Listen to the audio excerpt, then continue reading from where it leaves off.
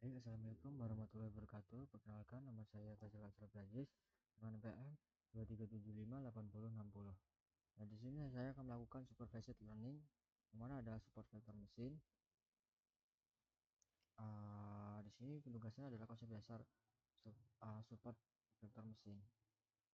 Jadi support vektor mesin ini definisinya adalah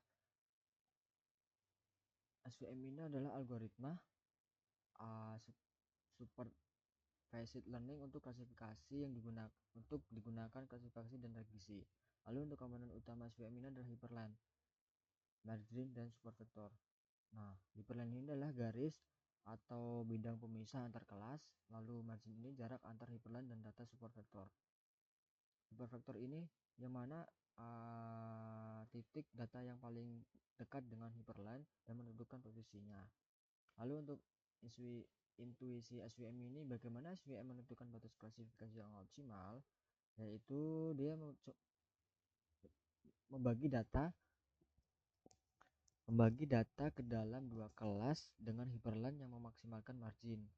Ya, jadi yang mana semakin besar marginnya, maka modal cenderung memiliki generalitas yang lebih baik. Nah, sini ada kernel trick. Kernel trick ini dapat bekerja dengan baik pada data nonlinear, yaitu menggunakan kernel. Yang mana kernel ini terdiri dari linear, RBF, polynomial, sigmoid. Nah, linear ini adalah data linear separable. Lalu RBF radial basis function, yaitu untuk data nonlinear. Polynomial itu untuk hubungan berpangkat, dan sigmoid itu adalah mirip seperti fungsi aktivitas di neural network. Nah, di sini mengapa memilih SVM? Karena lebih efektif pada data berdimensi tinggi, baik untuk data yang kompleks dan tidak linear. Lalu kuat terhadap overfitting.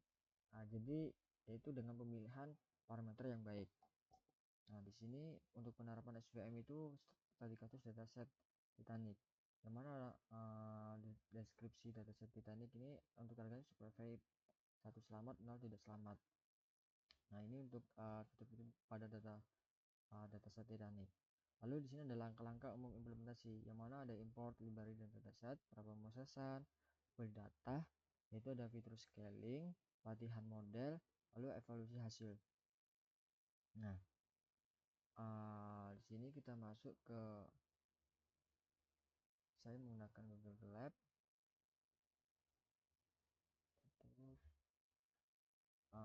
Nah, di sini pertama kita import library atau dataset. Ini kita import datasetnya, itu Titanic SVF. Di sini kita membaca. Di sini kita melakukan prapemrosesan. Yang mana kita sebelum melakukan itu kita cek missing values sebelum diproses. Setelah itu kita missing value pada kolom X dan median, lalu isi missing value pada kolom embedded dan modus. Nah, setelah itu di sini drop kolom yang tidak dibutuhkan jika ada. Setelah itu di sini kita encoding kolom kategorikal sex dan embedded, yaitu menggunakan one hot encoding. Setelah itu kita cek kembali missing values setelah proses. Di sini kita tampilkan hasilnya. Nah, ini untuk missing values sebelum proses, lalu di sini missing value setelah diproses. Nah, di sini adalah data hasil prapemrosesan. Ini setelah itu, setelah memberikan, kita seperti data menjadi fitur dan target. Nah, untuk targetnya kan di sini survive fit. Yaitu setelah itu kita di sini saya memisahkan data train dan test gitu. Setelah prapemrosesan, di sini kita split data, yaitu training dan testing. Nah, di sini kita bisahkan fitur X dan target Y, yaitu semua kolom kecuali survive fit, yaitu kolom survive fit itu adalah kolom targetnya ya. Jadi sini split data training dan test, yaitu 80% train, 20% test. Nah, di sini cek bentuk data hasil split. Nah, di sini saya mendapatkan ukuran data trainingnya adalah 712,8, lalu ukuran data testing itu 179,8. Setelah split data, kita lakukan fitur scaling, yaitu kita menginisialisasi standard scalar. Di sini kita feed transform x train lalu transform x test. Nah, di sini maksudnya kita jangan feed ulang di x ya, tes ya. Di sini kita cek hasilnya. Untuk hasilnya seperti ini. Di sini ada epic class x, zip, sp, parts, vars, macmol, embercat q, embercat s. Nah, setelah itu di sini kita pelatihan model. Setelah model, kita inisialisasi model SVM dengan kernel default. Lalu kita latih model dengan data training sudah scaling. Jadi kita prediksi dataset. Nah, di sini kita evaluasi modelnya. Kita tampilkan confusion metric. Di sini saya mendapatkan akurasinya itu yaitu 0,81. Nah, untuk classification report di sini ada precision, recall, advanced score, support. Nah, di sini akurasinya advanced score itu 0,81.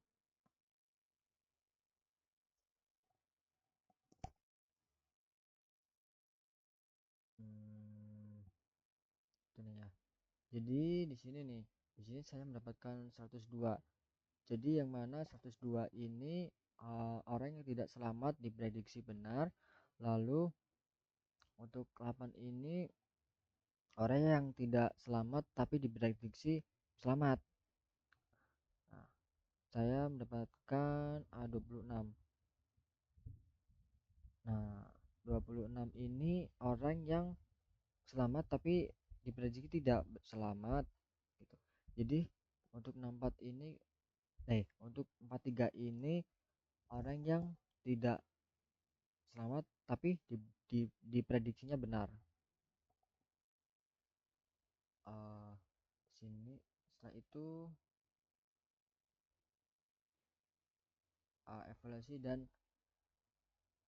evaluasi dan visualisasi hasil.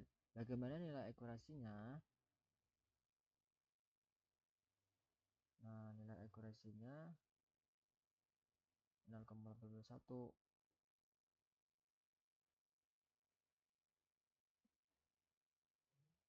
Jadi 0,81. Jadi artinya model tersebut mampu memprediksi dengan benar, yaitu sebanyak 0,81 dari data diuji.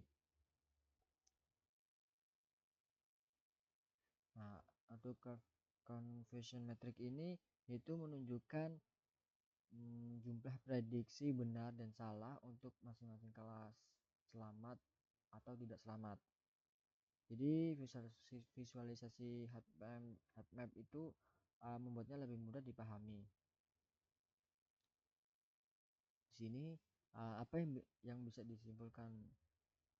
uh, masih tahap bagaimana hasilnya dari confusion metric.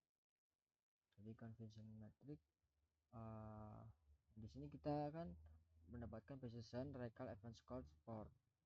Nah, setahu saya di sini precisionnya yaitu seberapa tepat model saat memprediksi suatu kelas.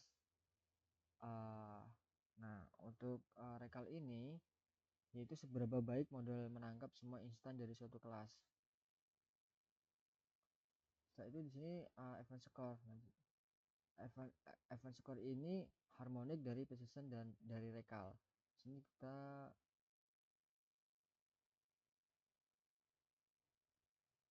hmm, ya.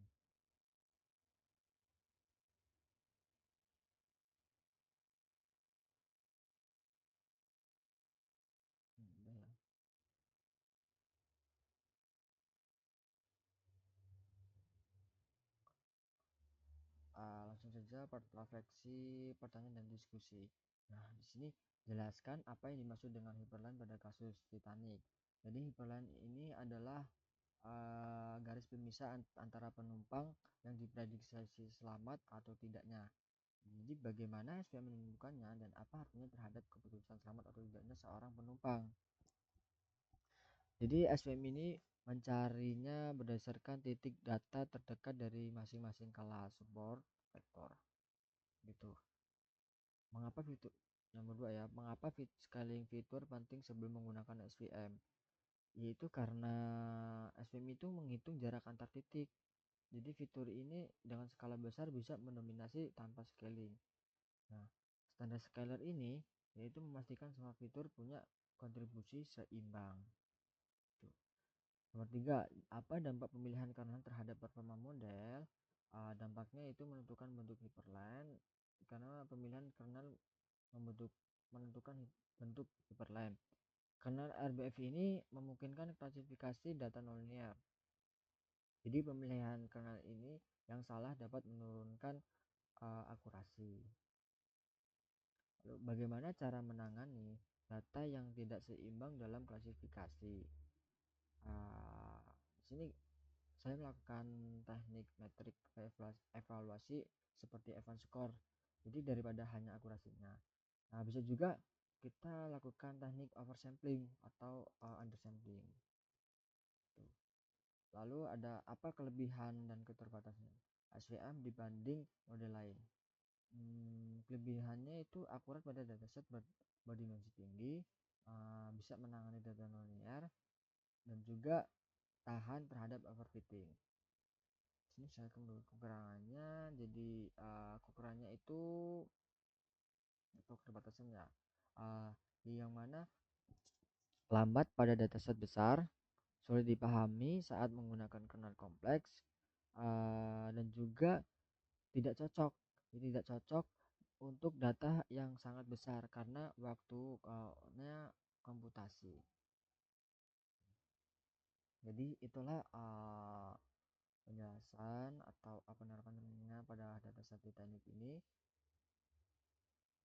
Sekian penjelasan dari saya tentang SVM dan penerapannya pada dataset tersebut atau dataset Titanic ini. Bila ada salah kata atau salah pengucapan yang mana salah menjelaskan atau salah kurang menerapkan